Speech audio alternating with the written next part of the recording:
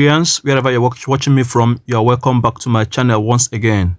So I'll start this video by congratulating the Ivorians for beating the Spikes of Nigeria yesterday and becoming the latest champions of African Cup of Nations. They really played good football. On the other hand, the Spikes really gave their best as well. Over these past few weeks now, this particular boys has been the people giving the country some sort of joy, because over this week you could see that tribalism and religious sentiment wasn't there. People from different tribe and religion actually supported these boys, and they played well. They played till they got to the finals. But you know, football, one team must win, and frankly speaking, the better team won. So there is also a next time to play. So let's get into this particular video. So Ahmed Bola Tinubu is actually begging the military not to overthrow his government, not to destabilize the country's democracy, that the democracy the country is enjoying at this particular point in time. This is owing to the fact that most African countries has been taken over by the military. Of course, when you look at Mali, you look at Niger Republic, and you look at Burkina Faso, these countries has been taken over by the military. And of course, the reason behind that is because of the poor performance of the democracy. Yes, these politicians, especially here in Africa, I don't know why this is peculiar to Africans. The politicians will always want to take advantage of the citizens. When they find themselves in a political political office, the essence of getting there is to serve the citizens and serve the country. But they see that as an opportunity to loot the country. They see that as an opportunity to impoverish citizens. And as it stands now, Ahmed Bola Tinubu, he already knows that he is not performing well. Like I always say in this video, we know how he got into that office. Watch my videos, I've always said that. We know how he got into that particular office. And that's why he's being called illegitimate president. You see it, at this particular point in time, he is not really doing his best. In fact, Nigerians, what we expected from him is not what we are seeing, especially for those of them who voted him. You see it? This is barely 1 year into the office, and his renewed hope agenda has turned to renewed hardship. There is hardship everywhere, and he himself, he knows that he is not performing well. He knows that he is not doing the right thing, because if he is doing, he wouldn't be begging the Nigerian army. And of course, he knows that the army, they are actually fed up. You see it? They are actually fed up, and they are monitoring this particular government. He made this statement when he attended a function in Kaduna State, when he visited the Nigerian Defense Academy. He begged them not to interrupt the country's democracy, because he knows that he is actually not doing the right thing at this particular point in time. Even the army are suffering it.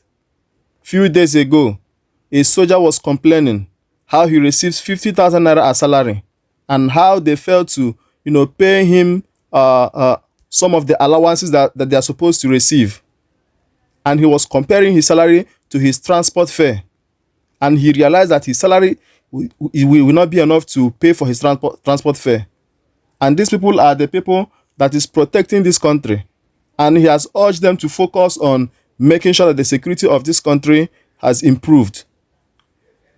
President Bola Tinubu has encouraged the Nigerian army to continue the fight against insecurity and shun away any action that could destabilize the country's democracy. The president made this charge on Saturday at the Diamond Jubilee of Nigerian Defense Academy in Kaduna. He called on the army to keep playing its role in protecting the territory of Nigeria and upscale the war against those who have robbed the country of peace.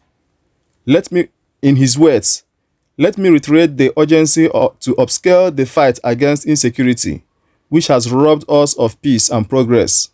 While the relative peace you have been able to secure is worth celebrating, you must remember that the war is not yet over until every parcel of land held by the enemy is flying the flag of the Federal Republic of Nigeria. He continued, I urge you to continue to play your constitutional role of safeguarding the territorial integrity of Nigeria our fatherland, Tinubu said. He reiterated the need for the army to shun any acts that would truncate our democracy. You must shun any acts that are inimical to the well-being of our nation and acts which can destroy the gains of democracy which we have enjoyed in the last 20 years. Well, those were his statements. Let's look at how people actually reacted to this particular news. Somebody said, "Do you all know why this statement is coming out? Soldiers are no more finding it funny. Barracks now looks empty, like where civilians reside. Top military officers are scared that junior soldiers might do something crazy in the coming days. Everyone is scared." Of course, people are beginning to suggest that the military is actually cooking something. Of course, this is this particular country, with the situation now, with the level of hardship, with the level of economic problem, and with the level of whatever you call it at this particular point in time, the military might be planning something. Yeah, because this is the same situation that these our neighboring African countries found themselves, that made the military to take over. So you see, Nigeria is not an exemption. Maybe these boys might be planning something, and Tinubu may not know. So that's why he's giving out this particular advice to the military. He's trying to calm them so that they will not overthrow him. Anyway, guys, let me know what you think in the comment section. Don't forget to subscribe to this channel, as I promise to keep on updating you guys on the political happenings in Nigeria. Thank you.